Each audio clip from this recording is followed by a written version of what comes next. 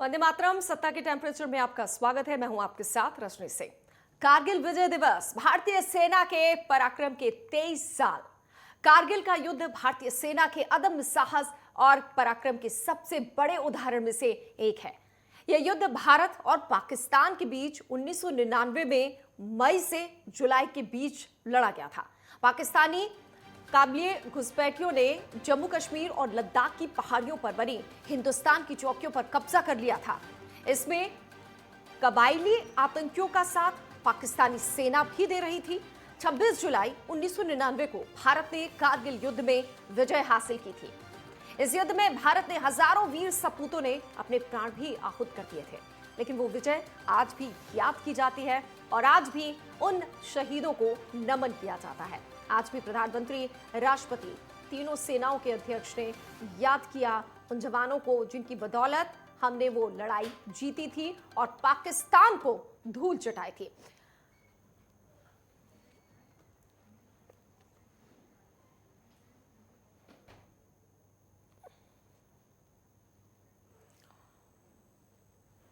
तो 26 जुलाई 1999 आज ही के दिन जिस तरीके से 23 साल पहले कारगिल का युद्ध जीता था हमारे जवानों ने, कई जो जवान हैं उन्होंने अपने प्राण भी न्यौछावर कर दिए थे इस हिंदुस्तान के लिए, लेकिन पाकिस्तान को जिस तरीके से धूल चटाई थी आज भी उन्हें याद किया जा रहा है।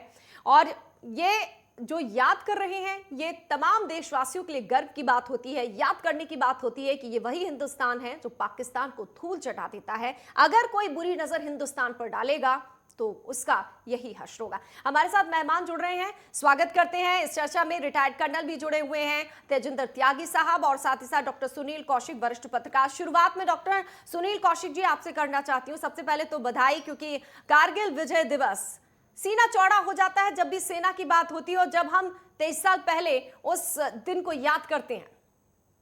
बिल्कुल रजनी, बहुत बहुत देश के सम्मानित सैनिकों को बहुत बहुत बधाई इस बात के लिए। हमेशा उन्होंने हमारे देश के गौरव को, देश के सम्मान को हमेशा ऊंचा रखा और उन्हीं की बदौलत हम आज अंतर देश में सुरक्षित महसूस करते हैं, रात को चैन की नींद सो पाते हैं। बस उन्हीं का योगदान है।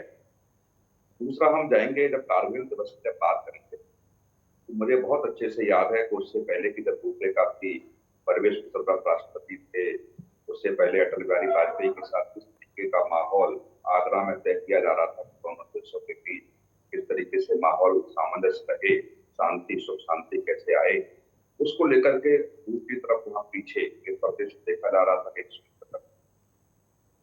देखा कि 500 से ऊपर सैनिक शहीद हुए, 400 से ऊपर जाकर के आम मारे गए उसमें। और उस समय रजनी देखने को मिलता था कि जब सम्मानित पार्थिव शरीर जब देश में आता था तो सैकड़ों हजारों लाखों की संख्या में लोग, आसपास के गांव, आसपास के लोग किस तरीके से उमड़ पड़ता, वो नारे सुनाई देते थे, इतना जोश। मुझे लगता है हम लोगों ने, आपने भी बड़ा आंखों से सामने देखा होगा, तो पिछले युद्ध हम लोग नहीं देख पाए तरीके से। इतना जोश दिखता था कि हर घर से ये लगता था कि हमने भी अपने बच्चे को आर्मी में जाकर के भर्ती कराएंगे। और उनके माँ बाप से जब मीडिया की बात होती थी, रजनी मानो इतने धर्म के साथ कहते थे न हुए माता पिता जिन्होंने ऐसे वीर सपूत को जन्म दिया। वो कहानी जब आती है आंखों के सामने घुसती थी कारगिल वाली, तब आंख तो गर्व भी अंदर से महसूस होता था जब करते थे और रिपोर्टिंग करके जब देखते थे इस तरीके की चीजें जब निकल के आती है। तो माँ बाप भी, बहुत सारे माँ बाप मैंने ऐसे देखे, आंखों में एक आंसू महसूस कर रहे थे, हमारी खूब से ऐसे वो सब चीजें जब दिखती हैं तो ऐसा जोश उत्पन्न रजनी हो जाता है कि आप उसको महसूस कर सकते हैं। बयान उसके लिए शब्द नहीं, उनको शब्दों से आप बयान। निश्चित तौर से मैं कहूंगा कि वो विजय दिवस आज 26 जुलाई 1999 का निश्चित तौर से हर देश के नागरिक को गर्व है सैनिकों पर। और आगे दुश्मन देश जो है वो इस बात को समझेंगे भी कि चाहे सामने से आप युद्ध कर लीजिए, चाहे छिपके युद्ध कर लीजिए, चाहे गुमराह करके युद्ध कर लीजिए, जीत हमेशा भारत। अच्छा, जोश, अभी हम जो मूवी आए जोश आए इस तरीके से कहते हैं, लेकिन सोचिए 66 दिनों तक जो कंटिन्यू लड़ाई लड़ी होगी जवानों ने, वो भी लद्दाख में जहां का माहौल हर कोई जानता है, वहां पर इस तरीके से लड़ना उस वक्त जरूर जोश हाई रहा होगा। जी, बिल्कुल रजनी। मैंने बताया अभी कि जब पार्थिव शरीर सैनिकों के जब देश में अंदर आते थे, तो लाखों की संख्या में लोग जुनून उमड़ पड़ता था उनको मुखाग्नि देने के समय। निश्चित तौर से मानिए कि ऐसा मेला लग जाता था कि आप सोच नहीं सकते। वो माँ-बाप धन्य हैं, बस बहुत सारे लोग आए हैं दुनिया में जाएँगे, लेकिन जब एक सैनिक का शव जब आता है, शहीद होकर के आता है, तब आप देखिए उस क्षेत्र मतलब घर परिवार के रजनी नहीं, क्षेत्र के लोग भी अपने आप को गर्वित महसूस करते थे कि हमारे क्षेत्र में, हम्म। हमारे गाँव में, हमारे जिले में, हमारे प्रदेश में एक ऐसे शहीद सैनिक ने जन्म लिया, जिससे हमारा प्रदेश, जिला, गाँव धन्य हो गया। तो ये सारी चीज़ें उस समय देखने को मिलती थी कि जो जो उत्साह होता था, तो मतलब किलोमीटर तक हमने वो चीज़ें देखी हैं, किलोमीटर तक लोगों की भीड़ है और आगे बैंड बाजों के साथ उनका पार्थिव शरीर चल रहा है और लोग उनके साथ अपने आप को पूर्ण कर रहे हैं और इस तरीके से नारे जोश भरने वाले नारे लगाए जाते थे। उस समय तो लगता था कि मतलब अंदर से मैंने कई बार ऐसे महसूस किया कि जैसे शरीर पर रोंगटे खड़े हो जाते हैं। उस तरीके का माहौल उस समय क्रिएट हो जाता है। हम्म। सुनील जी, तमाम लोग याद कर रहे हैं उन वीर सपूतों को जिन्होंने अपने प्राण निछावर कर दिए, लेकिन उनके माता पिता का जैसे आप जिक्र कर रहे हैं कि आंखें नम थीं, लेकिन गर्व था कि देखिए हमारे बेटे ने देश के लिए अपने प्राण कुर्बान कर दिए, हिंदुस्तान को बचा लिया पाकिस्तान के चंगुल से, वरना पाकिस्तान तो शायद बिल्कुल कब्जाने के इरादे से ही घुस गया था चोरी छुपे, और आतंकवादी भी साथ और पाकिस्तान की सेना भी साथ थी। क्या उन परिवार वालों को 23 साल के बाद भी क्या वो सम्मान मिल पा रहा है, वो हक मिल पा रहा है जो उन्हें मिलना चाहिए उन परिजनों को? नहीं रजनी मुझे देखो कई छिटपुट ऐसी चीजें हो गई हों जहाँ ऐसी परिस्थिति बनी। हमारे देश का हर नागरिक सैनिकों का बहुत सम्मान करता है और मैं बड़ा दावे के साथ कह सकता हूँ कि कुछ एक दो घटनाओं को छोड़ दिया जाए, कुछ ही राजनीतिक कारण से या पारिवारिक गाँव की परिस्थितियों के कारण कुछ ऐसी घटना हो गई। लेकिन निश्चित तौर से मैं कह सकता हूँ दावे के साथ कि ये देश उनका सम्मान हमेशा करता आया है, करता है और करता रहेगा। उनके सम्मान, उनके परिवार के सम्मान में कभी कोई कमी नहीं आती। अभी आपने कुछ दिन पहले एक सोशल मीडिया पर वायरल वीडियो देखा होगा, तो उस 3 साल की बच्ची पैर छू करके सैनिक का आशीर्वाद देती है। अंदर से आता है, उसने कुछ बताया नहीं। ये कहाँ की परंपरा है? ये हमारे देश की परंपरा है। अंदर से आती है और सैनिकों को पैर छू करके अपने सिर से लगाती है। हम्म। और उस समय आप देखेंगे कि ऐसा माहौल था रति कि कहीं बस में, ट्रेन में, एयरपोर्ट पर, कहीं सार्वजनिक स्थान पर सैनिक मिलते थे तो हर देश का युवा उनको सैल्यूट करता था ऐसे। मतलब एक अलग टाइप का उस समय माहौल था। एक ऐसा जोश था कि जब सैनिक कहीं भी किसी भी नागरिक को दिख जाए, तो एक सम्मान के साथ उनको आदर भाव के साथ सीट देना, जगह देना, उनको सैल्यूट करना, ये सारी चीजें उस समय बहुत देखने को मिली और उसके बाद मुझे लगता है कि निरंतर आज तक भी ये जारी है। और ईश्वर से मैं कामना करूंगा कि हमेशा जब तक ये हम रहें, देश रहे, तब तक ऐसी सैनिकों का सम्मान, आदर भाव हर देश का नागरिक करता है। बिल्कुल, और कोऑर्डिनेशन कितना जरूरी होता है ये हमें सिखाता है कारगिल युद्ध। थल सेना से लेकर वायु सेना ने जिस तरीके से वहां पर काम किया है, उस इसका नाम भी दिया गया था ऑपरेशन विजय, और तभी से हम इसे कारगिल विजय दिवस के नाम से कहते हैं। थोड़ा सा आपसे मैं ये भी जानना चाहूंगी कि आज देश में आप देख रहे हैं कैसी सियासत हो रही है सेना को लेकर, अग्निवीर जिसकी चर्चा हो रही है, और तब की सेना में अब की सेना में कोई बदलाव आपको नजर आ रहा है, आएगा? नहीं, नहीं, बिल्कुल ऐसा नहीं है कि हम समय-समय पर बदलाव हमारी सरकारें करती रहती हैं, बहुत सारे तरफ से प्रस्ताव आता है। सीडीएस का पद पहली बार हमारे देश में बना, जिसको सीडीएस रावत जी बने। तीनों सेना अध्यक्षों के साथ कोऑर्डिनेशन का काम उन्होंने किया, जो पहले नहीं था। रक्षा मंत्री ही पूरा कोऑर्डिनेशन करते थे। तो ऐसा नहीं है कि जो परिस्थितियाँ बनती हैं, बिगड़ती हैं और कोई नई चीज़ें जब आती हैं और अन्य देशों की अपेक्षा जब हम अपने आप को मजबूत करते हैं और जहाँ-जहाँ आवश्यकता महसूस होती है सरकार को भी, तो निश्चित तौर से उसका योगदान सरकार को भी जाता है और बदलाव भी होता है। और आज की आज परिस्थिति देखिए कि किस तरीके से तीनों सेनाओं को आपस में कोऑर्डिनेशन करके किस तरीके से युद्ध को जीता जा सकता है, रणनीति बनाई जा सकती है। उसी का परिणाम है कि आप डोकाल में जाकर के देखिए, जब चाइना आगे अड़ गया तो हमारे साथ जब आगे अड़ गए, बहुत कुछ नहीं हो पाया। महीनों-महीनों तक सेना आमने सामने बनी रही। तो ये सारी चीजें हैं जो ताकत अब सैनिकों में है। पहले बहुत सारी ऐसी चीजें तकनीकी रूप से हमारे देश के पास नहीं थी, बहुत दूसरे देशों पर निर्भर थे। आज हम, हमारे सैनिक, हमारा देश, हमारे देश की सरकार के सहयोग से बहुत सारे ऐसे कलपुर्जे देश में बनाए जा रहे हैं, बहुत सारे ऐसे विमान बनाए जा रहे हैं, बहुत सारे ऐसे हथियार बनाए जा रहे हैं, जिनकी सप्लाई हम छोटे छोटे देशों को कर रहे हैं। पहले सारी सप्लाई हम दूसरे देशों से लेते थे। तो ऐसी परिस्थितियां बन रही हैं हमारे देश में कि जहां जहां आवश्यकता महसूस होती है, देश कैसे आगे बढ़ सकता है, किस तरीके से आज के तकनीकी युद्ध को जीता जा सकता है। बहुत सारी चीजें अब रह गई हैं पहले के युद्ध में और अब के युद्ध में। अब तो कूटनीतिक तरीके से कैसे पैसा चलता है, फाइनेंशियल किस तरीके से युद्ध लड़े जाते हैं। पहले आमने सामने सेनाएं लड़ती थी, अब कूटनीतिक तरीके से किन देशों को साथ लिया जा सकता है, किन देशों को उन गुटों में बाहर बाहर का रास्ता दिखाया जा सकता है। ये सारी चीजें पिछले जी 2-3 दशक से देखने को मिल रही है। निश्चित तौर से कह सकते हैं कि समय के हिसाब से ही रणनीतियां तय होती हैं। बिल्कुल सुनील जी, हमारे साथ अब रिटायर्ड कर्नल तेजिंदर त्यागी जुड़े हुए हैं, उनसे भी बात करते हैं। तेजिंदर त्यागी साहब, सबसे पहले तो आपको कारगिल विजय दिवस की बहुत बहुत बधाई। कैसे याद करते हैं सर उस दिन को, क्योंकि हमारे 500 से ज्यादा जवान शहीद हुए, 1300 से ज्यादा घायल हुए।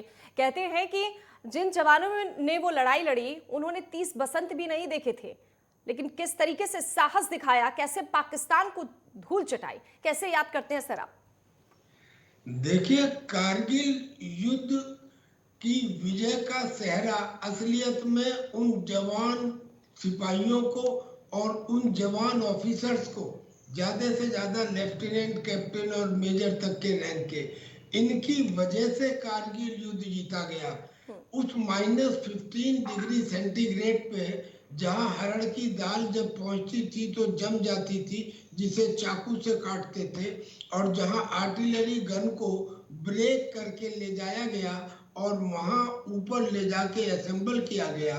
सारी ऑपरेशंस दिन में नहीं रात में होती थी, और 5000 पाकिस्तानी सिपाहियों के लिए 30,000 की फौज को उसमें झोंका गया।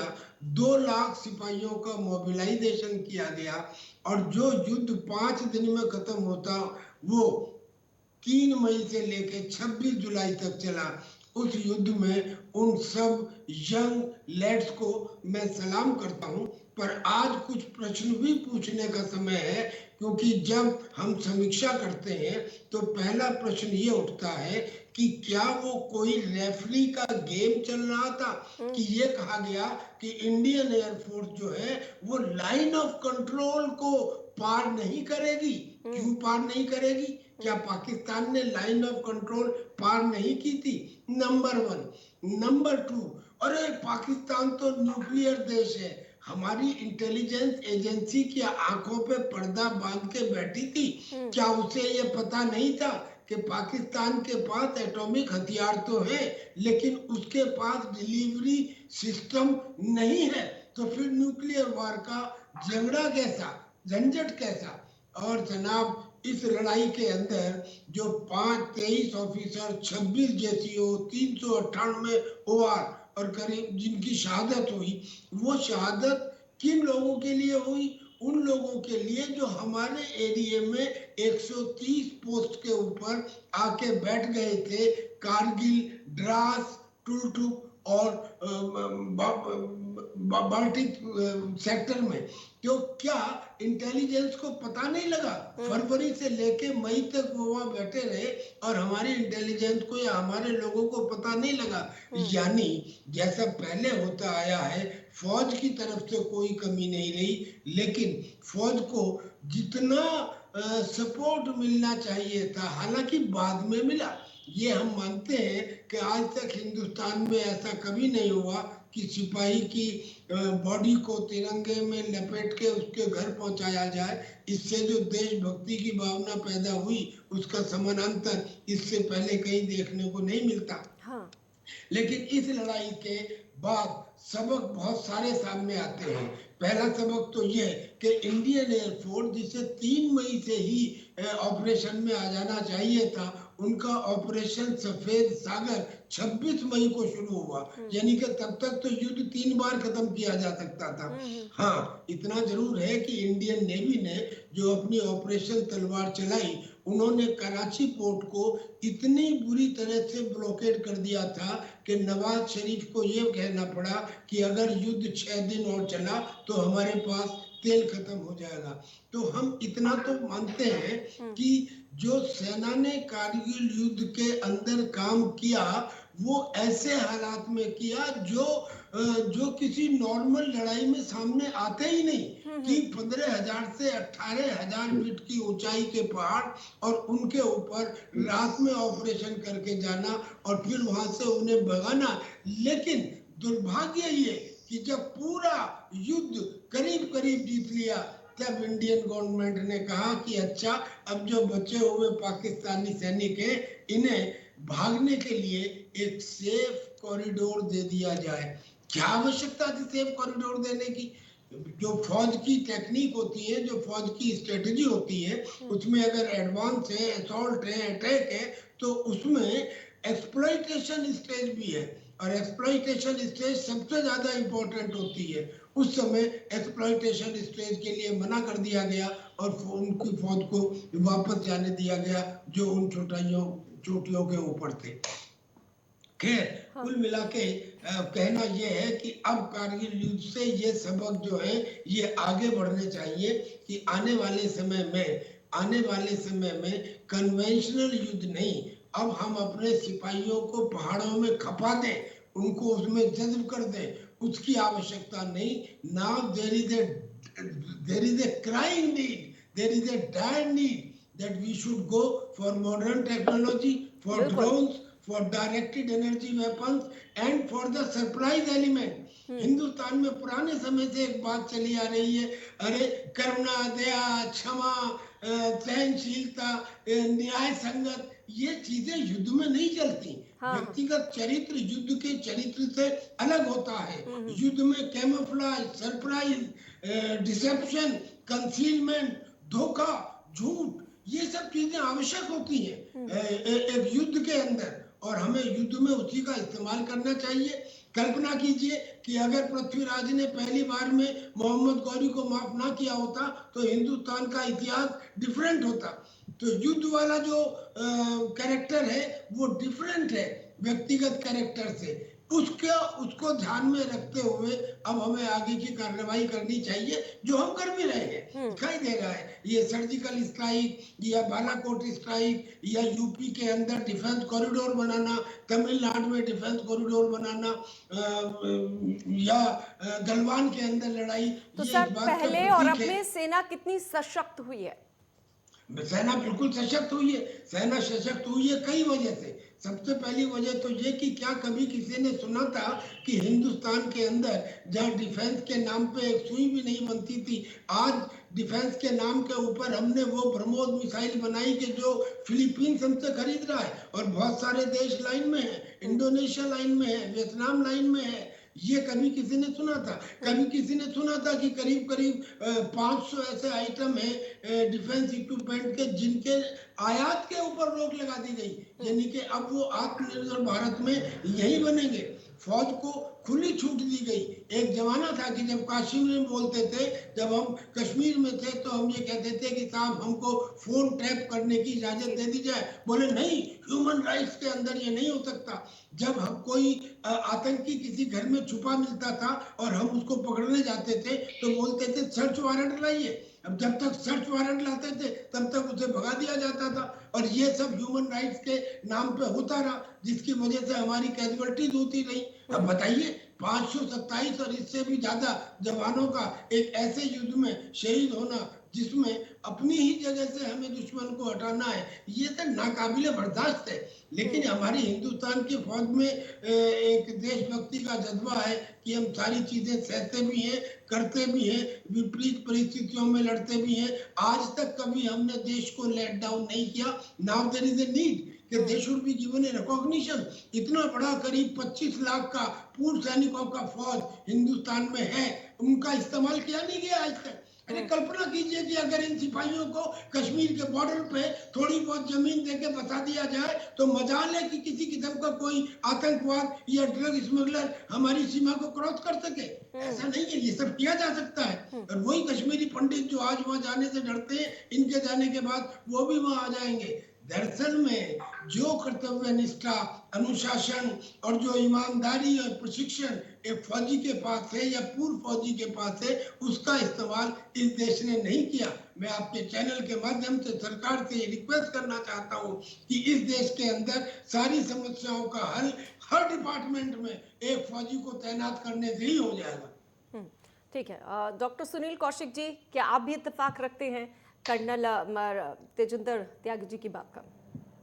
नहीं, मैं उनकी हर बात से सहमत हूं और उनका सम्मान करते हुए मैं थोड़ा सा इसमें अलग अलग क्योंकि पहले के युद्ध और अब के युद्ध में बहुत अंतर है। कूटनीतिक तरीके से बहुत सारी लड़ाइयां जीती जा सकती हैं और हमने इस देश में भी देखा कि एक छोटा सा देश यूक्रेन, उसको 3 महीने से ऊपर हो गए और रूस नहीं जीत पाया, जबकि सारे विश्व स्तरीय जितने भी बड़े सेना के अधिकारी हैं उनसे बात की जाए तो मानते थे 3 दिन का युद्ध कहा जाता था वो जीत लेगा।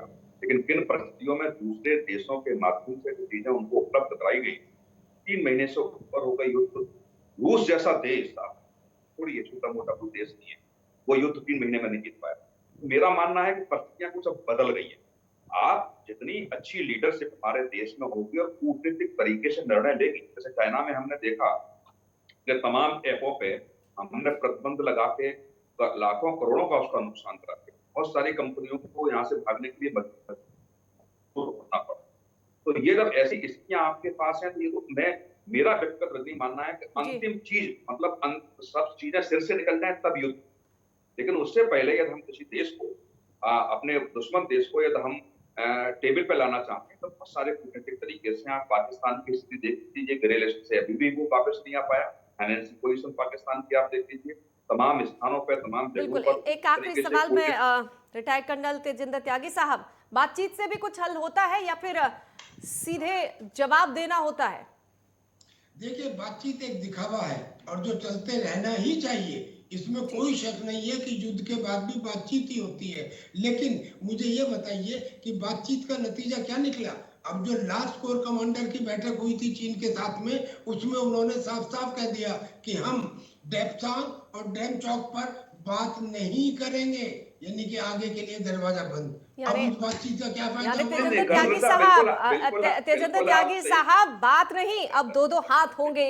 हिंदुस्तान के ऊपर अगर कोई बुरी नजर डालेगा तो उसको सबक सिखाया जाएगा। बहुत बहुत शुक्रिया आप दोनों मेहमानों का, डॉक्टर सुनील कौशिक और तेजिंदर त्यागी साहब, हमारे साथ जुड़ने के लिए, बातचीत करने के लिए। तो सत्ता के टेम्परेचर में इतना ही। आज कारगिल विजय दिवस है। 23 साल पहले जो कर दिखाया था भारतीय सेना ने, आज तमाम लोग उन वीर सपूतों को याद कर रहे हैं, नमन कर रहे हैं। तो हम भी आप तमाम लोगों को कारगिल विजय दिवस की शुभकामनाएं देते हैं और वीर सपूतों को नमन करते हैं।